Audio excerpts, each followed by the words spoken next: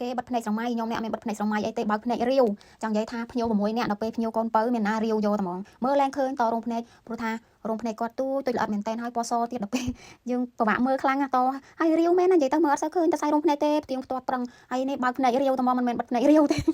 ហើយណាមួយយើង6នាក់ហើយចូលដល់វគ្គព្រើភ្នែកយកតែមែនតើណាប៉ុន្តែធ្វើមិនត្រូវតែធ្វើតែលទ្ធផលអត់អីទេទទួលយកបានមកពេញចិត្តភ្ញៀវពេញចិត្តខ្លាំងពីមុនគាត់ធ្លាប់មកតដែរគាត់ថាអូជាប់យូរណាស់ជាប់ឡើងគាត់តែជ្រុះអស់ឡើង3ខែហើយ3ខែចង់និយាយថាគាត់ទុកតតែជ្រុះអស់បានគាត់មកគាត់អត់មានថាអូជ្រុះខ្លះហើយមក refill មកអីបំពេញបន្ថែមអីអត់ទេណាគាត់ទុកតតែជ្រុះអស់បានគាត់មកទៀតគាត់ថាអូអ្នកឯងធ្វើបានជាប់ល្អណាស់ហើយដល់ពេលអញ្ចឹងទៅភ្ញៀវនេះចង់ឡើងឈាមអូយគាត់ទៅហត់នឿយអស់កម្លាំងដែរប៉ុន្តែទ្រាំណាប្រហើយកូនបើតម្រាំតែរួចតាំងពីមកពីដើរលេងវិញ